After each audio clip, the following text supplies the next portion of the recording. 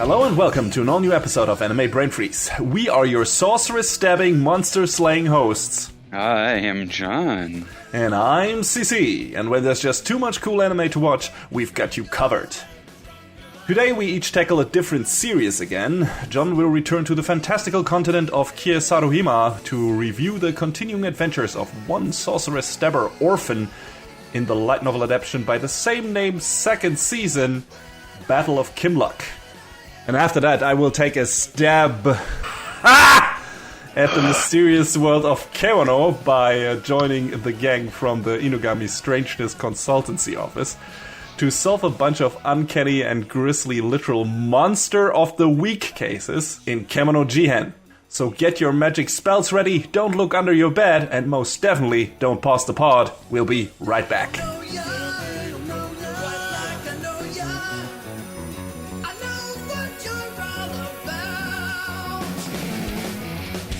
So we're back. Who knew that this light novel from 25 years ago would still be going strong today? With a decent adaptation, I would say. Mm-hmm. They just didn't seem to dislike it when we talked about the first season. No, I mean, after watching the original and how meandering and long it was, Jesus, and how completely unnecessary Orphan Revenge was, seriously, don't watch it. Don't waste your time. It was nice for the show to be like, hey, we're going to do things quickly, but not like Full Metal Alchemist Brotherhood where we just go way too fast in the beginning quickly. We're going to, still break it down for you for the people who already know the story, but, we're still going to get the details in there that you need to know, which is good. I appreciate that. Mm-hmm. There's another show that I've been watching for a while now. I think you might have dropped it, but it's also an adaptation of an older show that I don't think I'll do a full review of, but I'll at least give it a nod when it eventually ends. Might as well just say it's the retelling of Dragon Quest Dai's Adventure, where it has gone at a faster pace, but it still kept all of the necessary plot beats, which, again, I appreciate y'all not wasting my time. Yes, we only got so much time in the day to watch anime, so it's nice if the stories keep a brisk pace without letting anything important fall by the wayside. And I think Fullmetal Alchemist Brotherhood did when it recapped some of the stuff. Or let's say it got all the plot beats, but it didn't let some of the moments that needed some more time on the stove simmer long enough. Like, the death of Hughes, for example. That came about way too quickly. It didn't have as much impact because you didn't spend much time with him beforehand. Or at least not as much time as in the old adaptation. So, didn't have as much of an impact. And, I like it when a show knows what is important. Puts the focus on that. Yeah, I mean, that is a nice to have. Mm-hmm. Kind of like, there are certain shows in the past that have gotten, like, movie compilations or like movie versions. Of course, the big daddy of them is like the original Gundam series and Zeta and whatnot getting their movie trilogies. But something a little more contemporary that I think I mentioned before is the lyrical Nanoha movies. Those movies are long. They're like 2.5 hours. Wow. But they get in there and tell you everything you need to know. And, it's more convenient if you want to get caught up than sitting down and watching, 13 episodes. Did you also watch the TV series? Yes. Okay, so do you get at some point the feeling in the movies that you're like, okay, I feel like I'm missing an important character beat here or something like that? Or was it like, no, this is everything I need and all the emotional parts resonate well and stuff like that?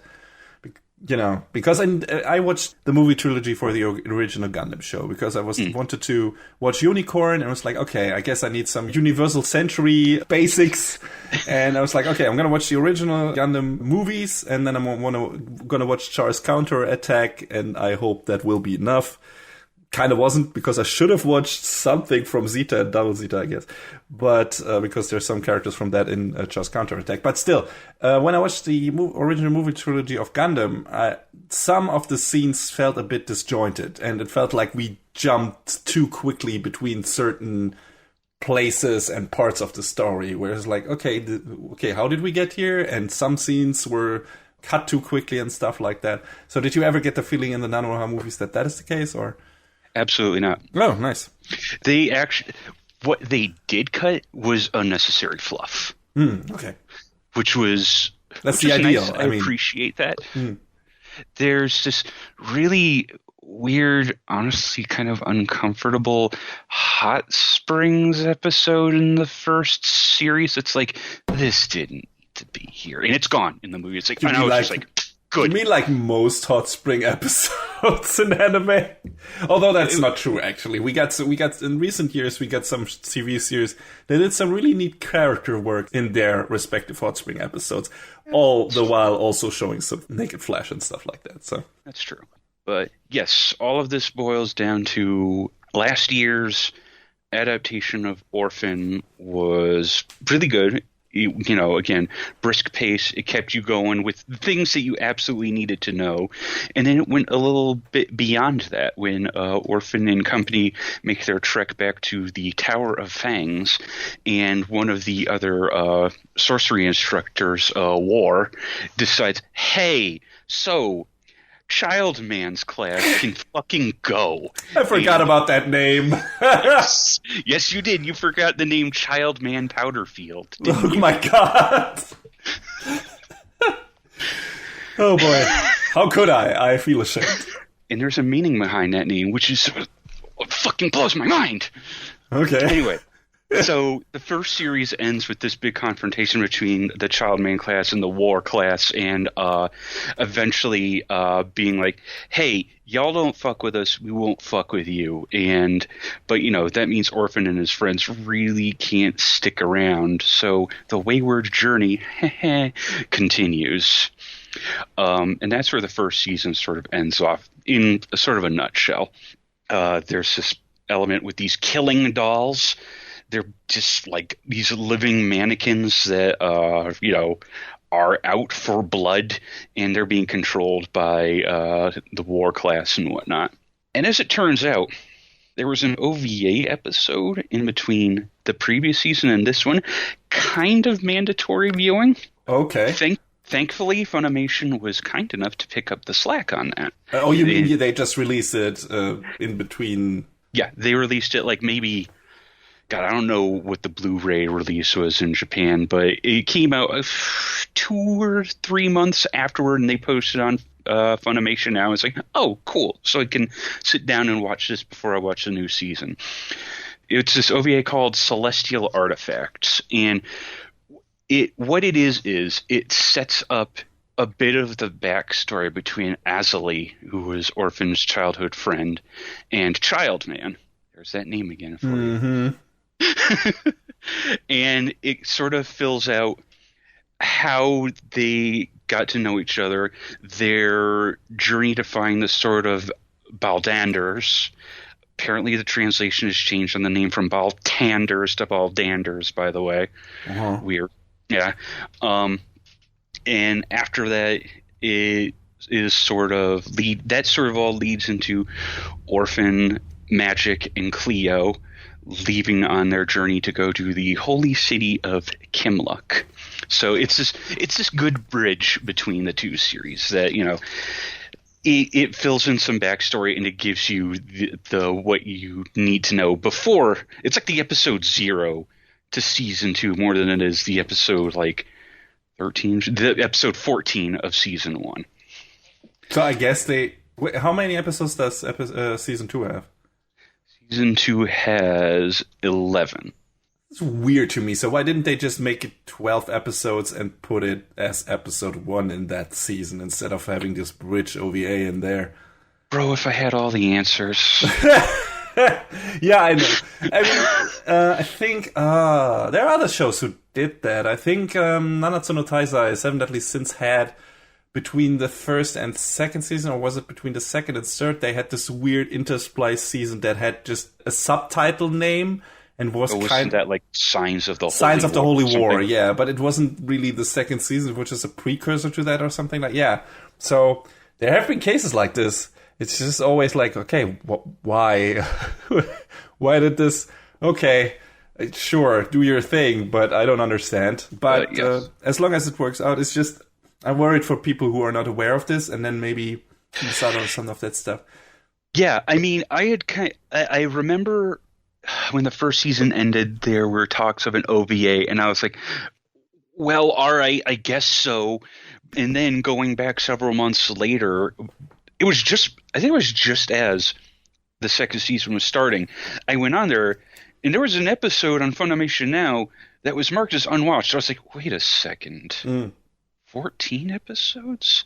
And I did some research, and I was like, oh, this is the OVA. So I sat down and watched it. I was like, okay, now I can watch the second season. Now it all makes sense to go forward. There was another series recently where that happened. I don't remember which one, though. I think there was something where it's like, oh, yeah, here's a special episode.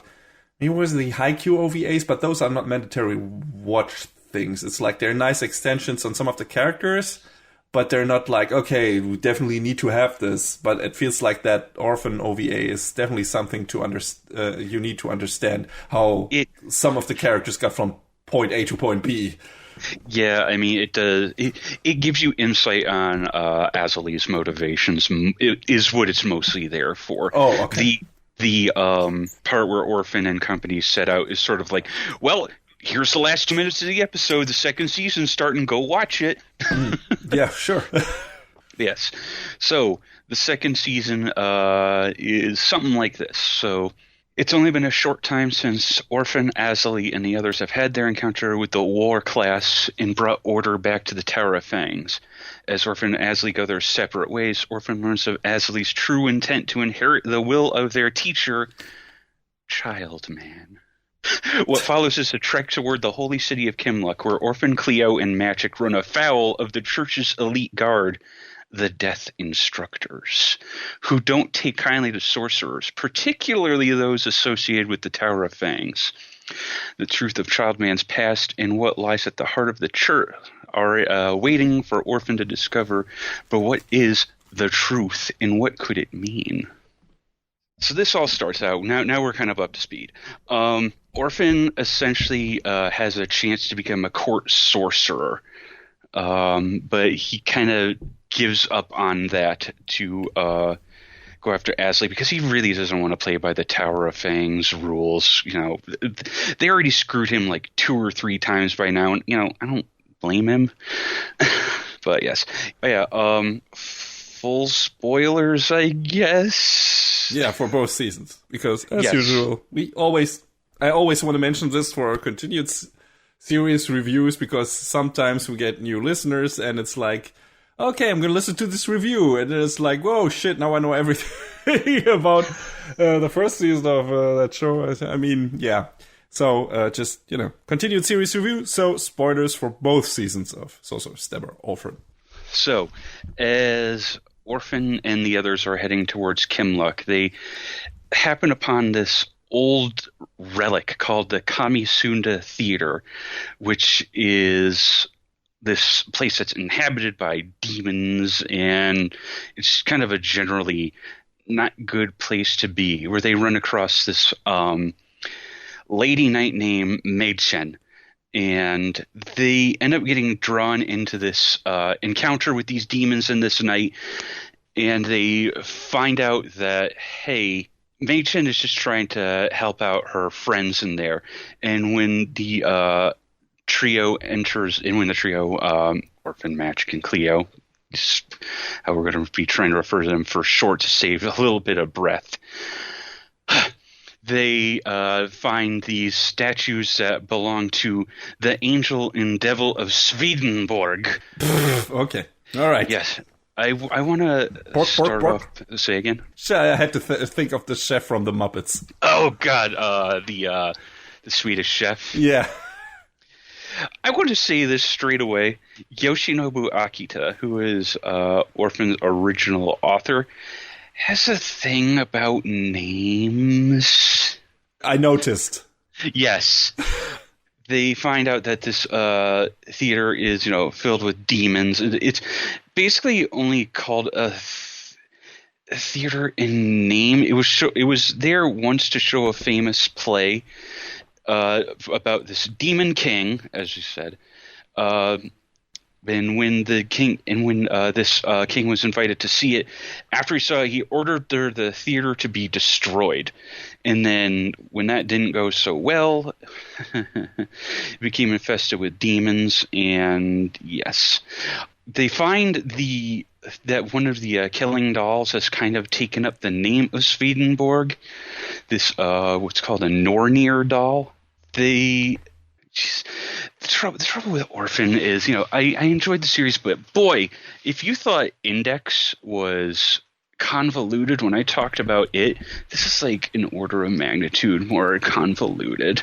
I mean, you don't have to recount all the plot details. You can okay, here are some highlights from what happens here and there, and unless it sounds like absolute nonsense if you just pick out random scenes or stuff like that. Yeah, so I mean, the theater basically helps to establish Mei Chen and her character in that she's trying to head to Kimluck for reasons, and then the journey continues, and we find out that Mei Chen may or may not be one of the death instructors as well. We don't know. Blah blah blah. Mystery. Yes, and this all leads to an encounter with one of the death instructors, whose name is Quo Vadis Pater. I had told CC about the name of this character previously, and it becomes important later. His name sort of becomes important later on for really stupid reasons.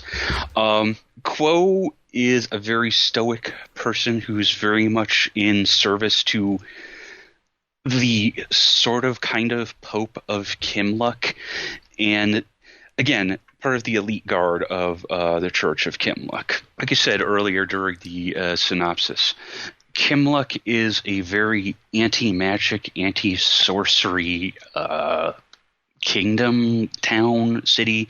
They don't really ascribe it, what it's supposed to be. We'll call it a city, though, because why not? So Orphen and the others kind of have to sneak their way in. But when Quo and the other death instructors kind of find out, hey, maybe there's a sorcerer within the walls of the city, all hell kind of breaks loose, and as we have established, Orphen has kind of a short fuse. Uh-huh.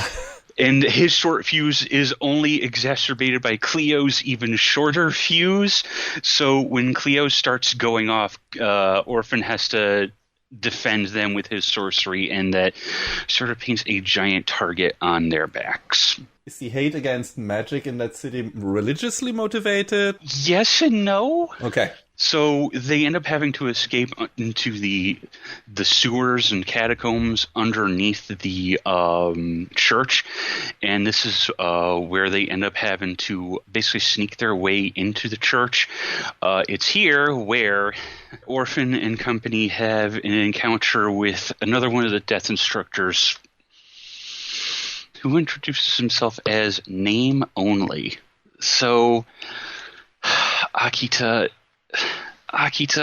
fucking goddamn shit. I guess it makes sense that no one in this world has like a naturally Japanese name, because Kiasaruhima is, in spite of its name, Jesus, is very much more of has a Midwest European medieval aesthetic. There is non-Japanese names, and then they're like, hey, here's my name, it is me. It's like, my name describes my character trait and who I am. Name only. Yeah. Childman Powder Cake, or whatever he was called. Powder Cake! I don't fucking know. But yeah, there's a difference here. And, I'm not bothered by it. I just think it's hilarious. I don't know if he thinks he's funny or if he thinks he's being clever. That's a problem. I think I said that in your review of the previous season, was like getting some big Kojima vibes. And I'm never sure with Kojima and him naming things if he's thinking of himself being clever or if he thinks it's really funny what he does, naming characters Die Hardman and stuff like that. I'm never sure. And it's not even that these names are like on the nose. I mean, only occasionally are they. You look at Kojima's and like, yes, yeah, okay, Die Hardman. Yes, he dies every, what is it, something minutes? I haven't played. I still haven't played Death Stranding. I don't know what his deal is, but I've heard some things, and I was like, yeah, okay, all right. But I've already forgotten them again, so it made sense in a way, but it was very on the nose. Yeah, so... I don't know if the creator of Orphen is venturing in the same vein. No idea. I honestly don't know either. But it's funny. I'll give him that. Be it intentional or, unintentional. He introduces himself as name only, and I'm just sitting here like, all right. This is where Orphen's character kind of takes a turn, because up to this point, Orphen hasn't directly killed anyone, but when he is faced up against Name and he has to defend himself to the dying breath, he has to end up having to kill Name, and it's not entirely clear if it's what proportion it is, if it's Orphen's conscience or if Name puts a curse on him in death. But for a while after that point, Orphen is like, oh God, what have I done? And he sort of ends up it's suppressing his sorcery, and for fear of killing others. It's weird. It seems it could be like half of one, half of the other, because every time he tries to conjure up his sorcery for a while after that, he ends up seeing and hearing Name, and he's like, fuck, man, what have I wrought? And it's sort of this interesting moment of character growth for him, because up to this point he's been very sort of brash, very sort of devil may care about what he's done, so long as he's gotten to the result that he's wanted.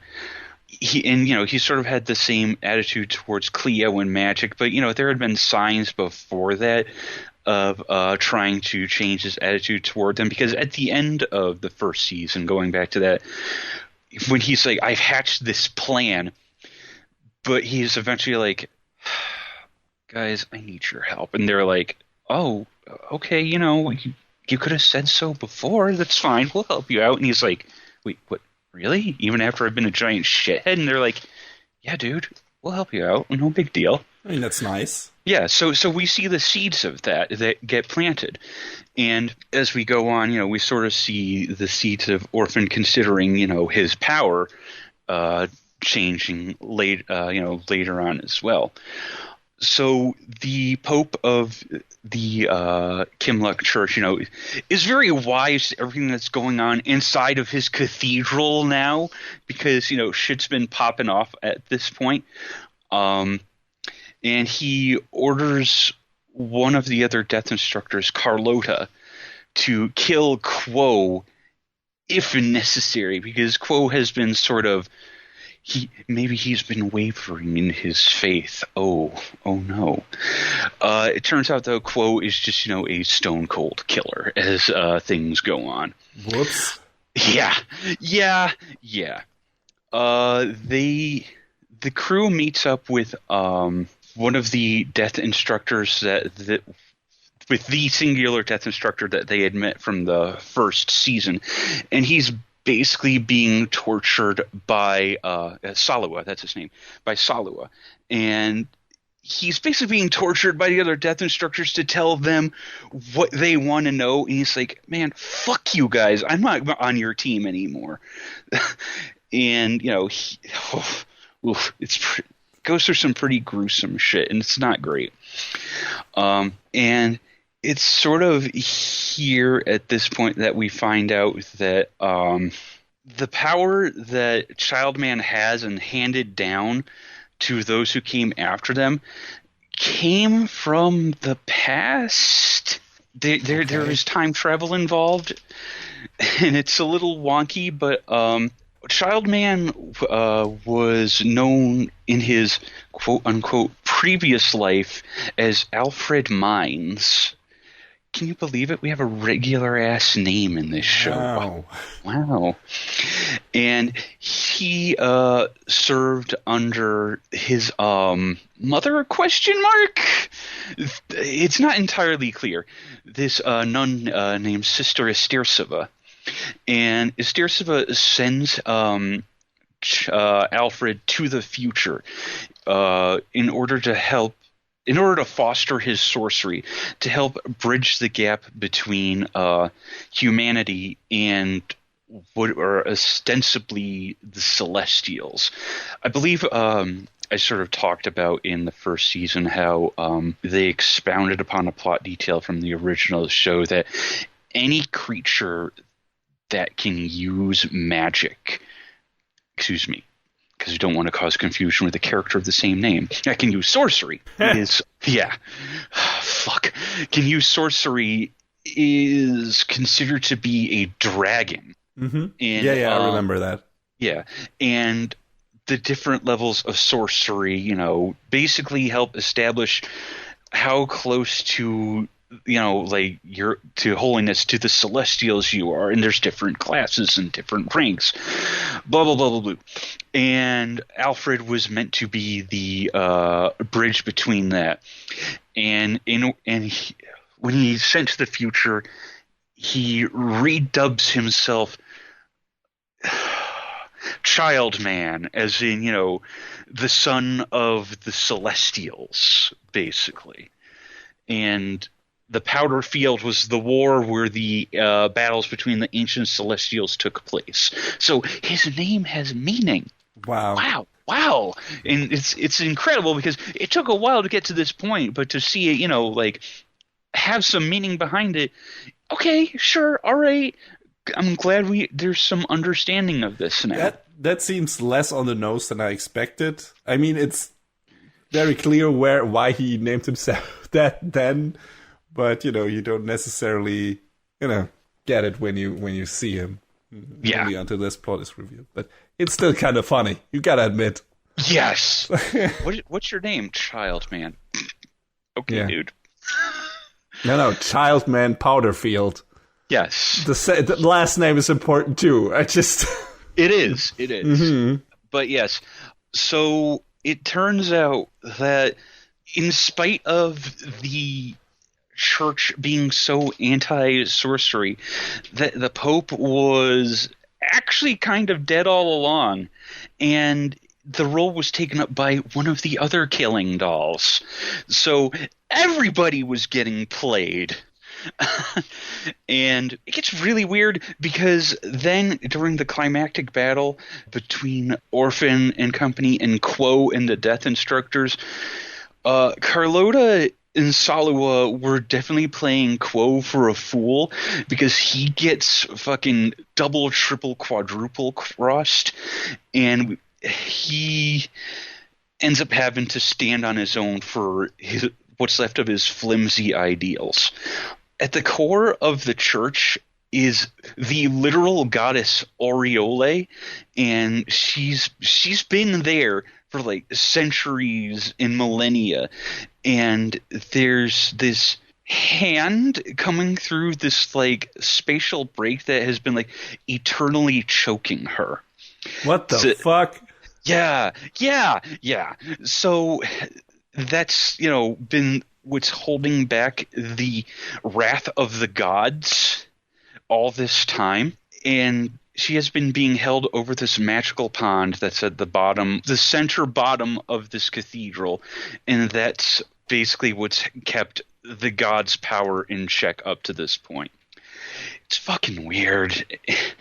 But in order to keep everything from going to complete shit, Azali takes the sword of Baldanders, turns herself into a spiritual form, and enters the realm of the gods in order to stop all of this from happening. And it sort of completely destroys all of the foundations that the Church of Kimluck was set on. And like I said, oh boy. It's a little weird that everything you believed in turned out to be absolutely nothing after all. Can drive some people insane. Yes. It's around this time when Quo reveals to Orphen and the others, "What do you my name, Quo Vadis Pater. It means, where does my faith lie?"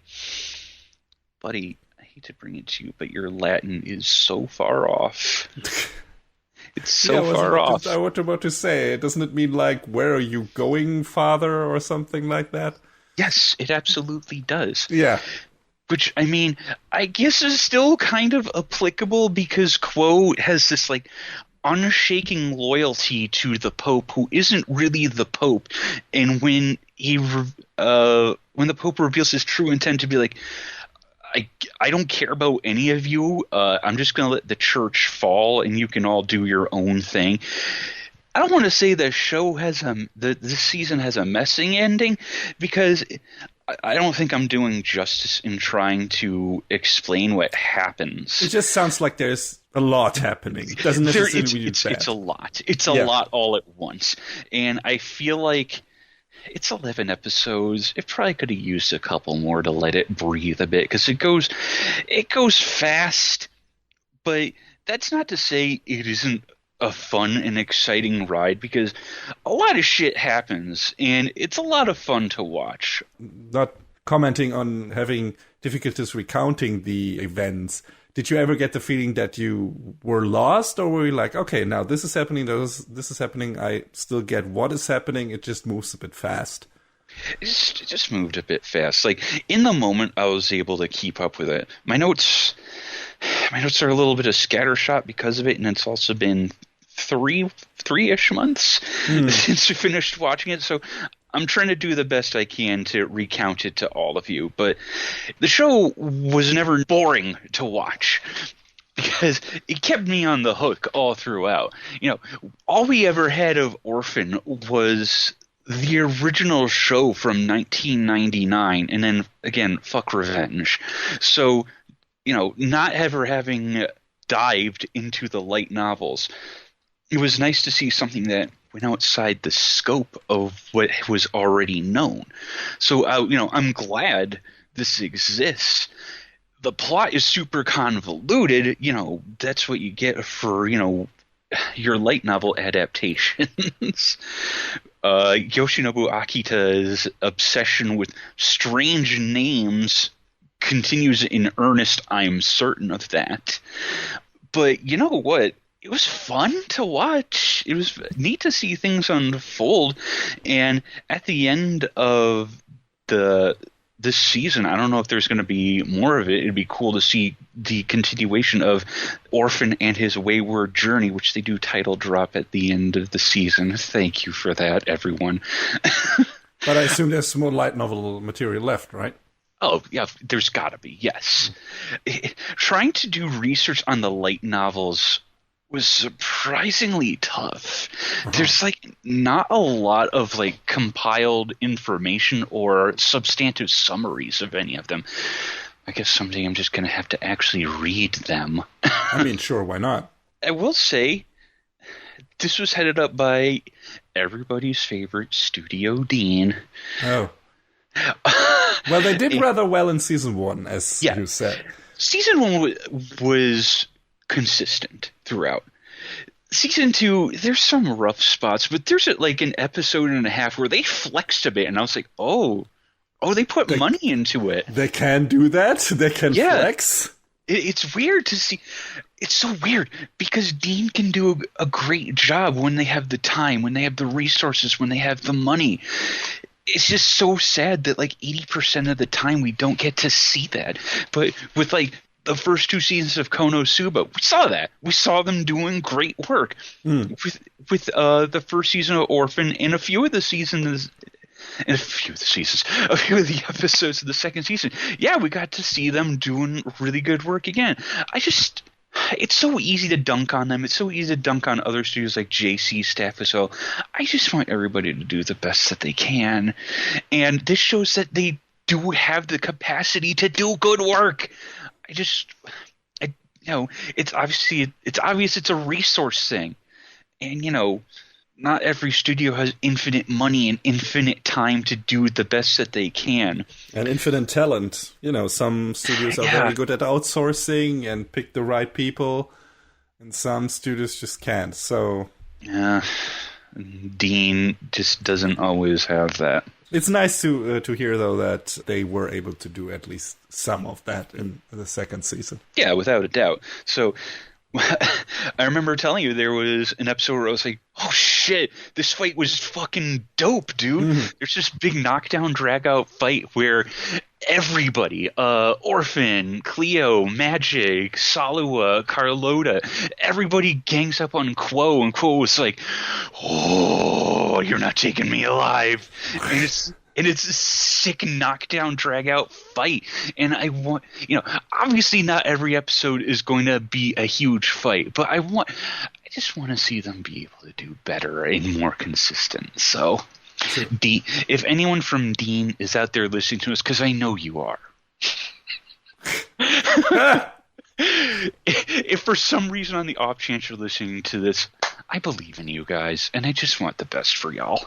And I mean, as long as the important tentpole fights look good, that's a good thing, which they weren't able to pull off apparently in Seven Deadly Sins season 3. That's why I didn't watch it. So. Yeah, I remember. Was it you or someone else showed me what was supposed to be the big highlight fight from that season? Yeah. No, I'm sorry. Yeah, a lot of people have been looking forward to that, but alas. Yeah, and I mean, they're working on the next season, aren't they? I'm not watching it anymore. It's too depressing. But yeah, I'm glad that at least some franchises, I guess, under their control, getting at least a decent treatment, with some nice standout fights. Yeah, it's what you like to see. It's what you want to see. So, Orphen Season 2 was fun. It was maybe not the wild ride that Attack on Titan was when we talked about it last time. It was pretty crazy, and it was definitely an enjoyable watch. Yeah, if you feel like checking it out, it's on Funimation. Internationally, it's on Wakanim and Anime Lab, which apparently... Anime Lab services regions like Australia and New Zealand, and Funimation has kind of acquired them now. Interesting. Yeah, so I guess that branch is known as Funimation ANZ now, so it's still waiting on the merger between Funimation and Crunchyroll to apparently happen, but the Federal Trade Commission is still not so hot on that, in spite of, other big corporations owning 2 of the 4 major networks. Looking at you, mouse. But whatever will eventually come of that. Orphen is available on Funimation, I guess, now what is now Funimation in some regions. I think it's a fun watch. I think it's worth checking out. It has that distinctly 90s flavor to it still, as it absolutely should. And if you're looking for something that's, an enjoyable throwback, you can't go wrong with it.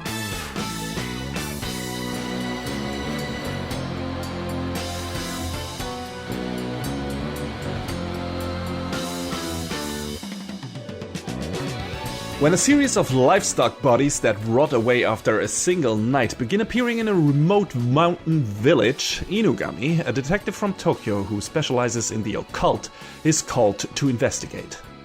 While working the case, he befriends a strange boy who works in the field every day instead of going to school. Shunned by his peers and nicknamed Dorotabo after a yokai that lives in the mud, he helps Inugami uncover the truth behind the killings. But supernatural forces are at work, and while Dorotabo is just a nickname, it might not be the only thing about the boy that isn't human.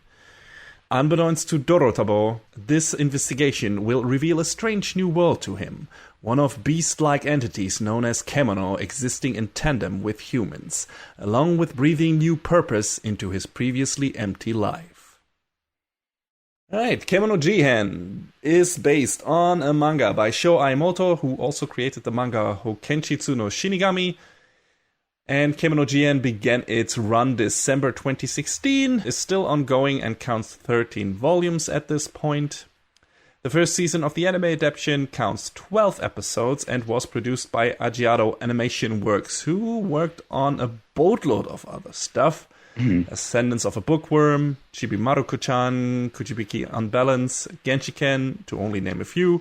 They also did Izetta the Last Witch, which we reviewed in one of our earlier episodes, Season of the Witches, and liked quite a lot, if I remember That was correctly. a fun show.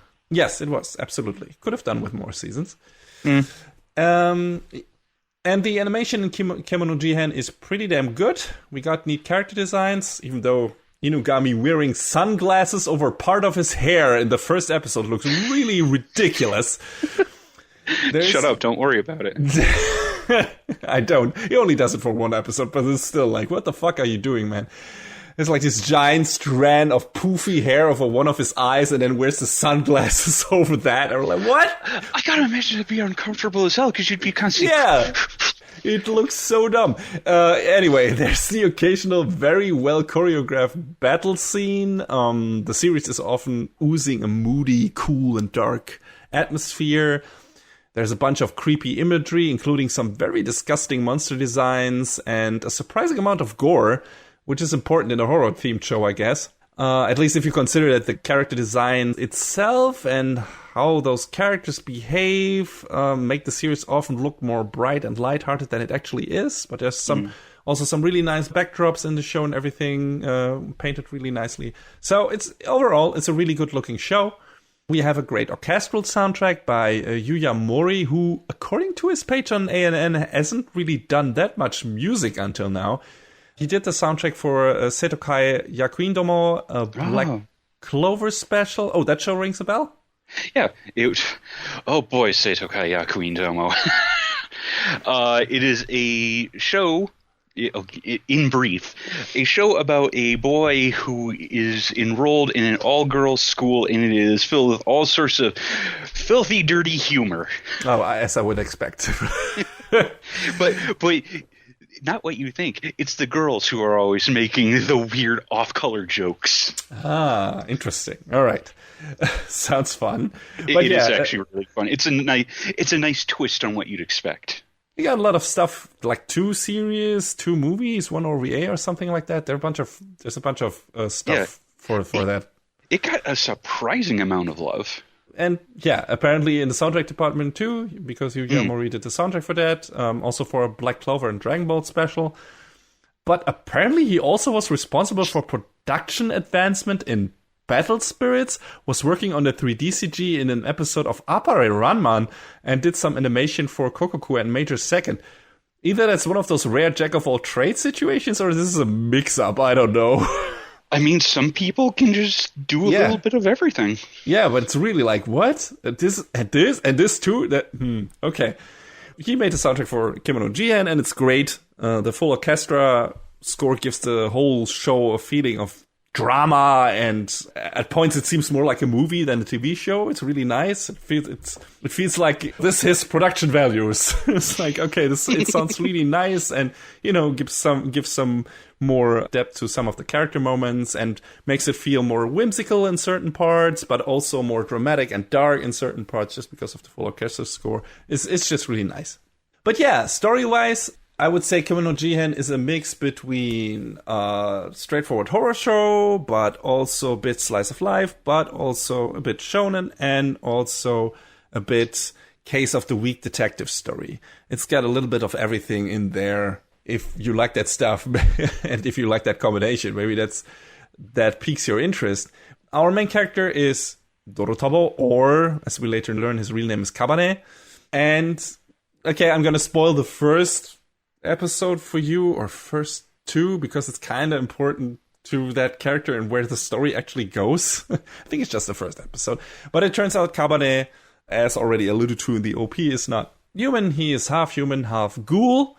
Was ostensibly abandoned by his parents, and he wears this stone around his neck. It's later revealed to be a life stone by Inugami, who has a stone with certain special properties, and he probably got that from his real mom, who seems to be a Kemono, because he's a, like I said, half human, half ghoul, and I think his mom was a Kemono, and Kemono are just, in this series, monsters, basically. Are what yokai are in other series, Kemono are here. They're basically some kind of monsters that live together or in the same world as humans, but don't really reveal themselves. They mix with humans, they influence them, they interact with them, but they don't reveal themselves to them as Kemono, as monsters, and take on human forms and everything. And some of them are half human, half Kemono, like Kabane is. He's half human, half ghoul, and ghoul means he's basically undead, and he can't die, which is used a lot in this series, because he gets dismembered a fucking lot. Kabane gets killed in so many ways, or let's say he gets dismembered and mutilated and destroyed in so many ways that would kill a normal person, but he survives all of that shit and rebuilds his body from it, which leads to some really fucked up imagery, but also to some really funny jokes. Because sometimes, sometimes he's just a head, and his friends carry around his head. I'm like, where's his, where's his body? What is happening? A bit like in Zombieland Saga. Jokes like that. And also some pretty dramatic stuff where he just is a ball of flesh or something that is still fighting and shit like that, where it's basically just his body is burning away, his flesh is burning away, and he's still fighting shit, and some of his limbs fly off and shit like that. And it rarely, if it needs to look goofy, it looks goofy. If it needs to look really, really disgusting and bad and painful, it does. So, be prepared for that. Because the show doesn't really pull any punches when it wants to look gruesome. So yeah, it gets some really heavy horror influences, and that shows. There's a lot of scary and creepy imagery in this show, and I like that. I really appreciate that. I didn't expect that, because when I started the show, I felt like the character designs and the world and everything were really bright, and don't get me wrong, a lot of the show is bright, but I was surprised by how dark it got occasionally. And I like that. I like that mix where it was like, it could almost give you whiplash in certain episodes, where a lot of fun stuff happening, and then there's some really creepy and grisly stuff happening later on in the episode. It's like, oh, whoa, what the fuck? But yeah, I like it when a show surprises me like that. So I liked it here as well. And yeah, turns out Kabane grew up in this village after he was abandoned by his parents, got taken in by the host of an inn, was abused by her a lot, emotionally, by the children in the village as well, and that resulted in him becoming kind of this emotionless husk in a way. He's not like, let's say, evil or stuff like that. It just feels like he doesn't really know what feelings are in certain ways or how to feel about certain things. He doesn't really know how to deal with emotions welling up in him at a certain point in the show, and mostly they don't. He's really like this stone-faced guy who just tells it as it is, but really can't make sense of certain things. And he's really just like a child who needs to learn certain things. At this point, he should have learned about certain things and how to feel about certain stuff, but he just doesn't. So some of the stuff is just new to him, and he's like, what? I don't understand this, right? I don't understand what you were talking about when you're talking about certain emotions or desires or whatever. And yeah, that's part of a lot of the solid character work in the show, but also part of the jokes, because he just reacts to certain things in funny ways that you wouldn't expect, because he just doesn't understand them, and it's fun. But yeah, big part of his character arc is learning basically about emotion, learning about friendship, learning about love, learning about what is important to him, what he wants from his life and all that stuff. Basically becoming more human than he was until now, because, his foster mom and the shitty children in the village wouldn't let him be. They treated him like garbage, like a monster, like part of what he kind of is. But yeah, Inugami kind of, takes, after the first one or two episodes, takes him back under a pretense to the city, to his agency, and then puts him under his employee. And Kabane is there with a bunch of other characters and solves some cases with him. And it's cool. And yeah, there's some cool scenes later on when Kabane develops, and there's like the scene where he realizes that he might lose his friends at a certain point because they're attacked. And that lets him yell out in worry. And this is like this moment is like the first true crack in his emotionless demeanor. And then he also checks on their heartbeats when they are back at Inugami's office and follows one of the characters around like a worried pet or child. And it's kind of sweet.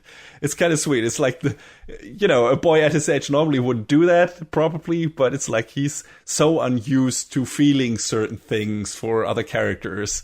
That it's like when he's worried, he's really worried. And it's really nice. He just still has this solemn look on his face. This is an emotionless mask, basically. But from the things he does, you clearly understand that he's worried about his friends and he's really scared and stuff like that. And he wants to protect them. And I don't know, it's really nice. It's really, for a character that can come across a bit off-putting in certain parts, because, he just looks so, I don't know, emotionless. Those are some really nice moments that make you feel like he is going somewhere and he's learning a lot of things and he's becoming more and more human and more of a character.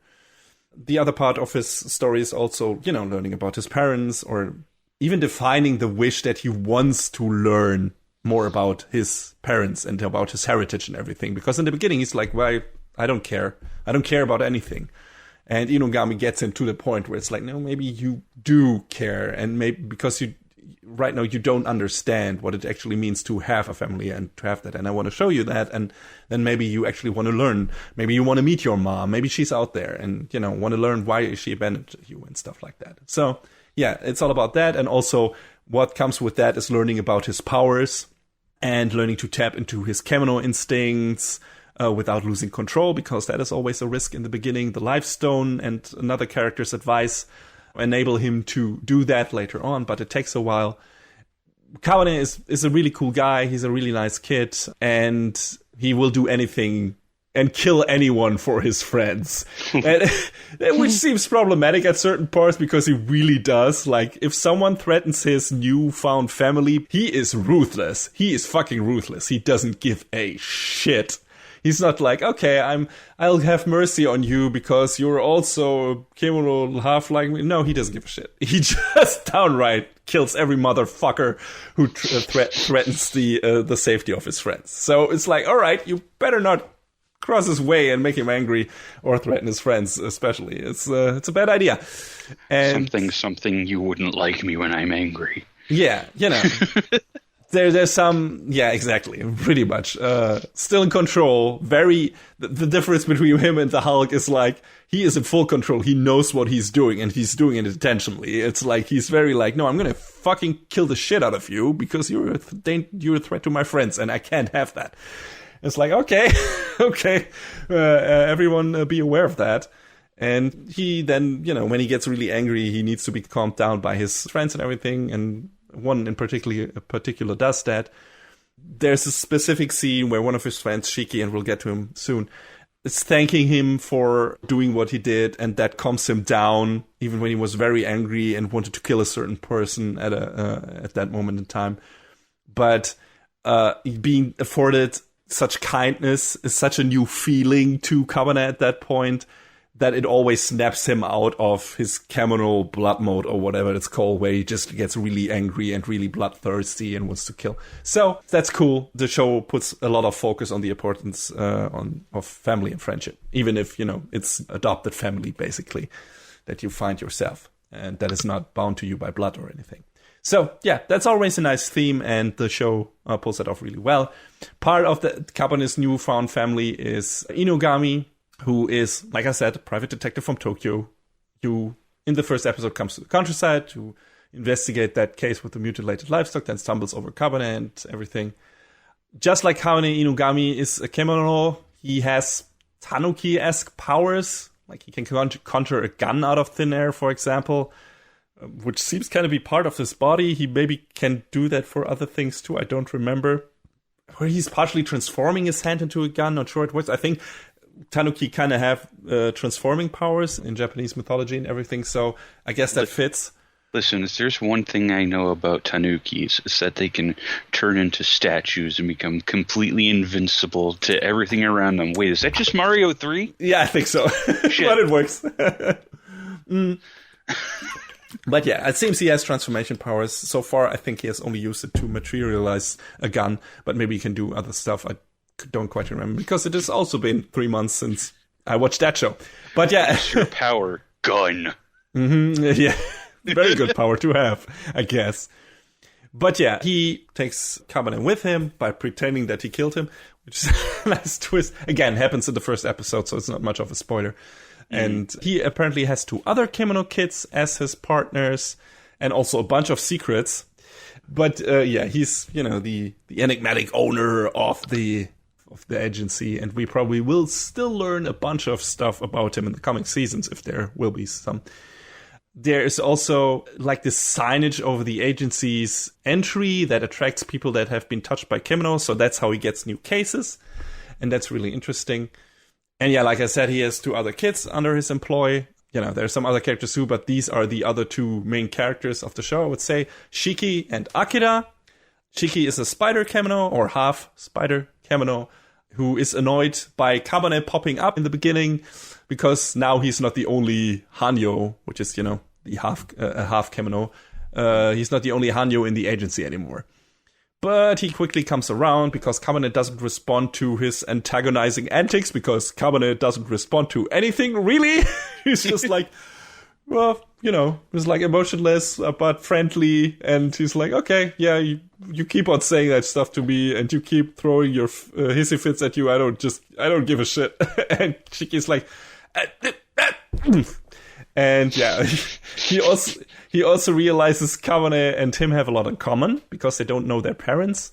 But while Shiki has already given up on finding his mom, at least at the beginning of the show, and has resigned himself to cynicism, Kabane is not willing to throw in the towel yet, especially after talking to Inugami at the end of the first episode and, having a turnaround on that and actually wanting to meet his mom. And the glimmer of hope that brings to Shiki's world clearly irks him, but you can see that he respects and maybe even admires Kabane for it. And it also motivates him to maybe think over some of his attitude that he has had until now. And yeah, it's pretty nice, and they form a pretty strong bond, and I liked it a lot. There's the scene later on in the show where Kawana gets hurt badly, and when recovering, Shiki lends him his jacket, when in the beginning he was very intent on telling Hamane, no, this is my stuff, you don't get to have a piece of my pizza, this show's obsessed with pizza, by the way, even more so than Ninja Turtles.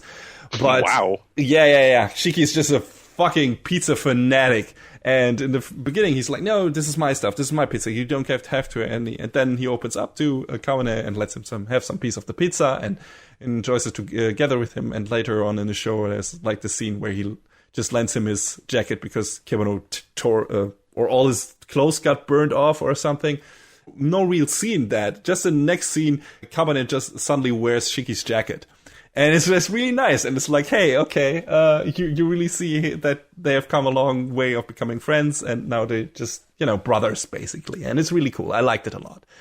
And Shiki also has a cool power set. Like, he can make himself somewhat invisible by applying his own webs to himself in a certain way.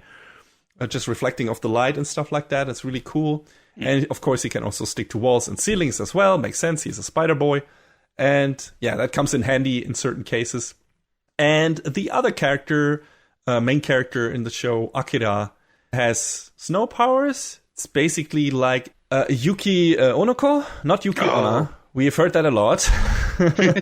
But he's a dude. Despite his looks, he looks very much like a girl, but he is a dude. He also identifies as one. In fact, he's very angry when someone assumes he's a girl just because of his looks. And yeah, like I said, he's a Yuki Onoko. He's a snow kemono, has snow and ice powers, born in a village where males are only born every 100 years. And he came to Inugami in search of his lost brother. He's physically very weak, likes cute, pretty things, lives on social media, but hates disgusting, scary stuff. So he's not exactly made for the jobs that arrive on Inugami's desk. But he tries his best, especially when he recognizes Kamane as his new teacher and friend. And he has super strong ice powers, but can't control them very well. So he's a bit of a mixed bag when it comes to usefulness. Because, he's also very clumsy and stuff like that. But that becomes a plot point in the last mini arc of the season, where it's like he kind of runs away from the agency because he feels useless. And then some shit happens with his family and everything. And Shiki and Kabane find out that they can't communicate as well without Akira being there to moderate, let's say. And they're like, fuck, he was much more useful than we realized. And it's like, all right, we definitely need to get him back. But yeah, it's really nice. And those three are the core of the show. I mean, Inugami is also there, but he's more on the sidelines and he's like working in the background and, you know, doing some trickery on the side. And you don't yet know what, maybe if he's really an all good guy or maybe some bad guys things happening with him as well. But Kabane, Shiki, and Akira are the core of this show. Their friendship, they're basically becoming siblings over time, and it's really nice to see them grow together. And I like their dynamic a lot, and there's a bunch of jokes happening between those three, and they're just a fun set of characters, and good main cast, basically. And we also, of course, have some other characters, some also kind of friends, but also some antagonists. A kind of important antagonist is Inari, who's a kitsune kemono, or a fox lady. If you know the meaning behind foxes in Japanese mythology, those are always tricksters. And so is she. She has a very uneasy alliance with Inugami. And she wants Kabane's life stone to mass produce it, as it turns out. So kemono don't have to coexist with humans anymore, because right now kemono needs to do that to feed on humans' energy. She doesn't want to do that anymore. She doesn't want to be like dependent on humans because she can't stand them. So she wants Kabane's life stone and is doing some scheming to get it. And Inugami has to interfere in that and tries to keep her hands off it. Because the life stone is very important. As it later turns out, it's not the only stone with magical properties. There are other stones out there, aside from Kabane's life stone, that have magic imbued in them. There's one introduced in the last arc of the season. It's called the Null Stone. And I think there are more, a bunch more. And their origin and stuff like that is pretty interesting, but I don't want to give it away. And we get filled in on that later in the show. But yeah, Inari has the police under her full control with her powers of seduction and everything, and bewitching stuff, hypnosis and what have you. And she's willing to kill Kabane for the stone. But again, Inugami figured that into his calculations, so there's a bunch of twisting and turning between those two and one-upping each other when it comes to that, you know, getting the hands on her hands on the life stone and shit like that. So that's fun.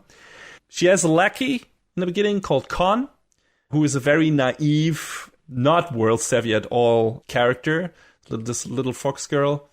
And she sees Inari as a mother figure. Kon also has fox ears and a tail, which she can't really hide, apparently.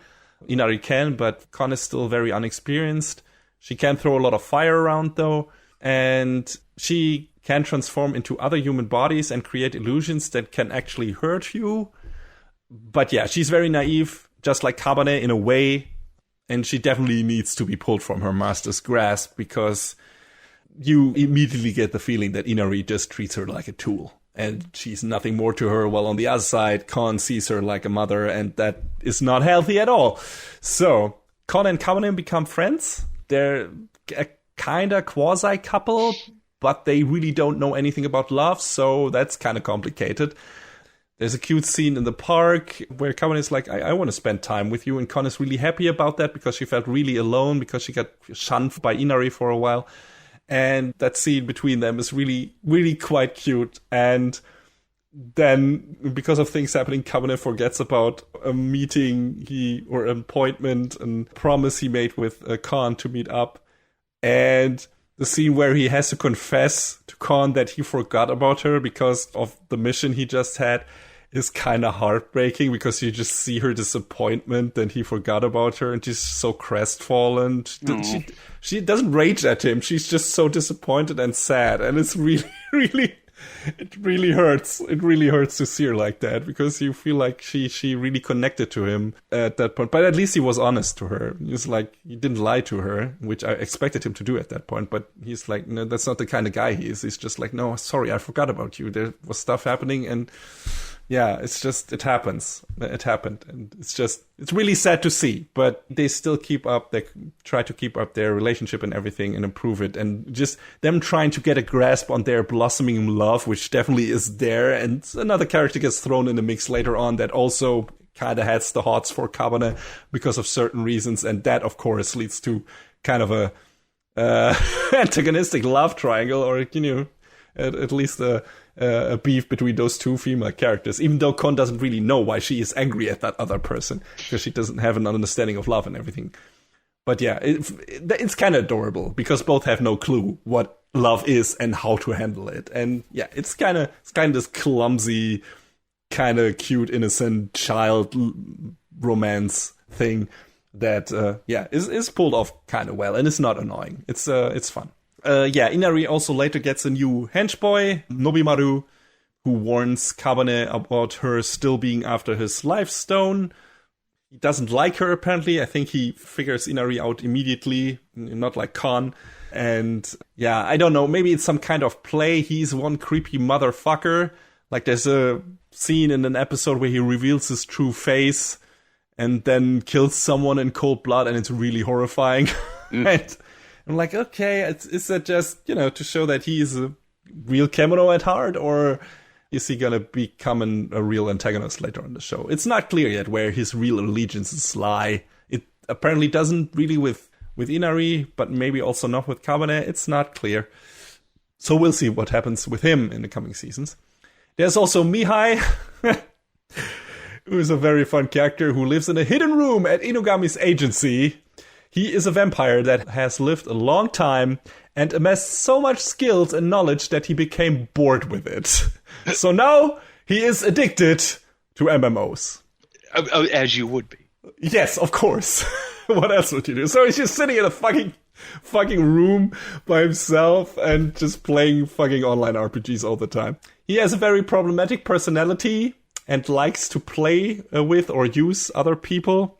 But he also does something for our characters. Occasionally he gives them gear and everything, but he also at some point recognizes that Shiki, for example, has experienced trauma, and the mission that they are currently on at that point gives Shiki the power to take the first steps of facing said trauma and trying to find out what happened to his parents. And Mihai kind of, let's say, instigates that, like kicks that off, makes that happen so Shiki can have that realization. So, he's not all bad, but he's kind of, let's say, egoistic in very many aspects. And he's like, okay, me first, and occasionally I'll do something for other people. So he's a very fun character, and he's very snarky and everything. So, and his and Inugami's dynamic is also really fun. So I liked him. I can't really say much about the plot, really, because a lot of that would be spoilers when it comes to what happens to our main characters and what they do and how their personal arcs develop and everything.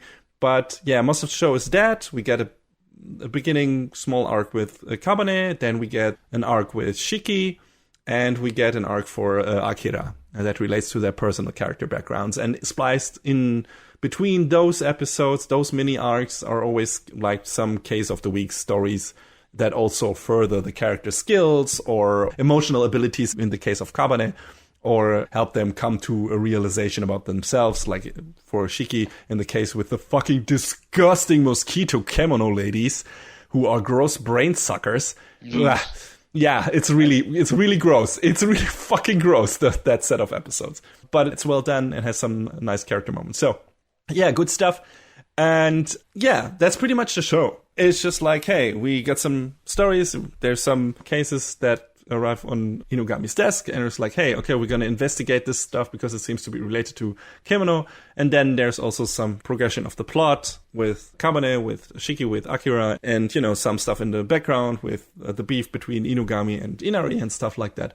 We get introduced to the world and stuff. So yeah, the first season is kind of like introducing us to all the characters mainly and to the world. That was kind of good. It was a neat compilation of different things. A lot of episodes feel like they just end when the chapter material for 20 minutes has been covered, though. and not necessarily where it makes the most sense in terms of having an emotional high point or having a certain catharsis or a good cliffhanger at the end of the episodes. So you get these situations where the episode might end just right before the satisfying solution to the current arc, and then you get the catharsis at the very beginning of the next episode, which doesn't really feel right.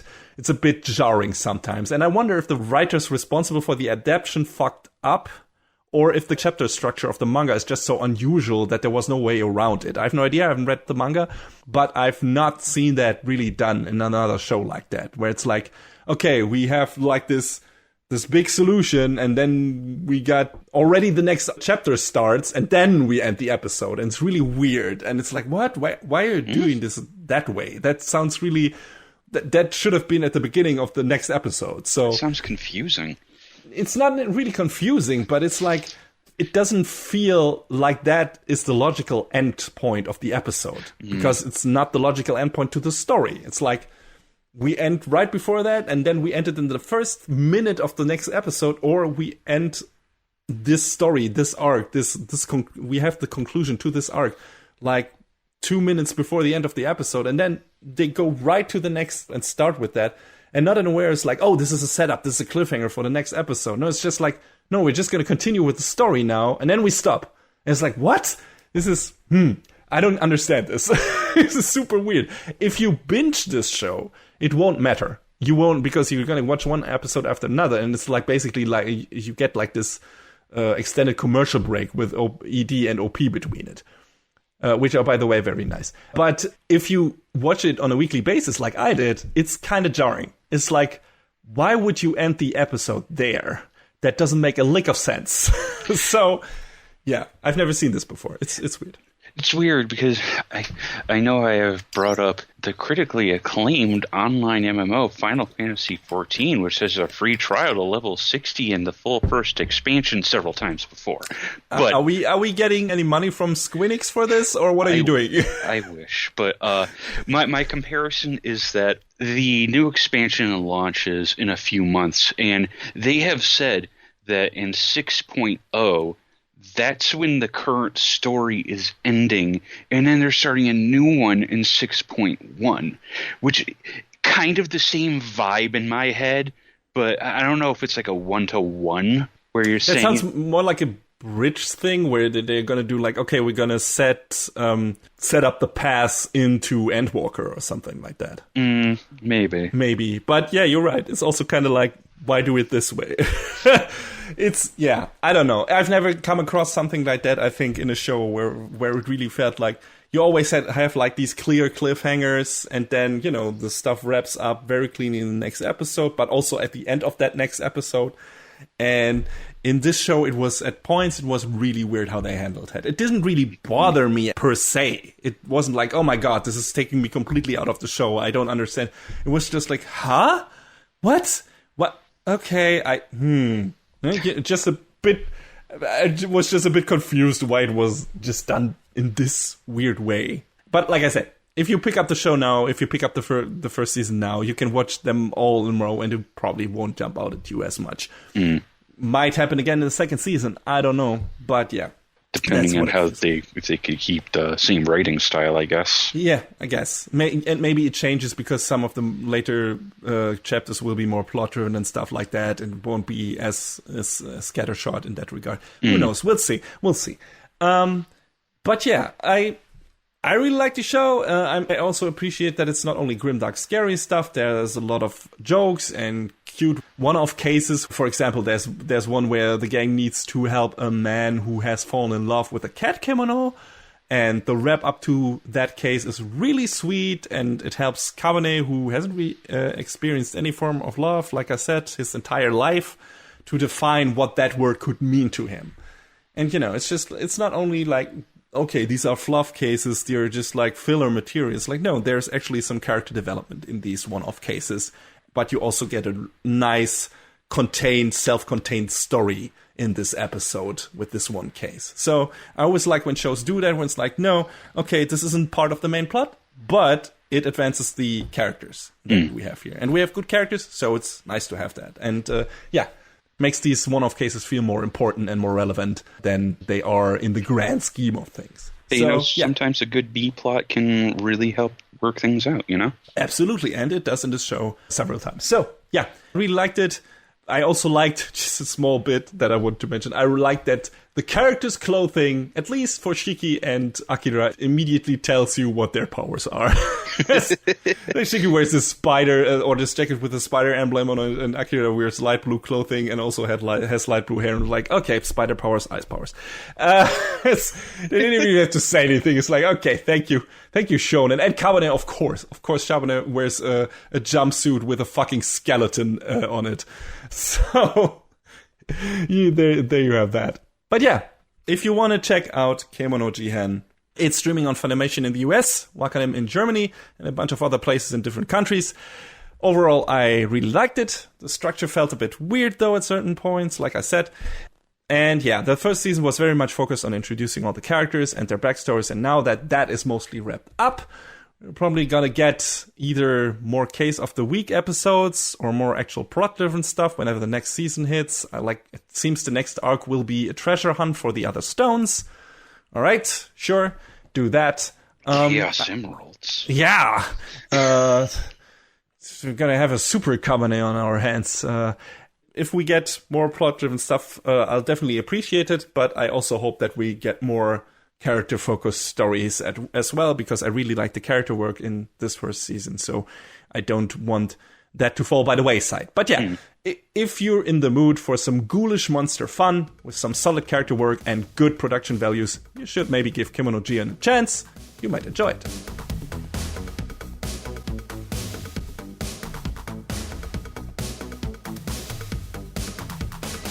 And that is a wrap on the 113th episode of Anime Brain Freeze. All the music in our show is from the Double Dragon Neon soundtrack by the amazing Jake Kaufman. Please go to virt.bandcamp.com and check out his awesome work. Our show is available on most of the popular podcast services, but it's always worth visiting animebrainfreeze.com for our review index and more.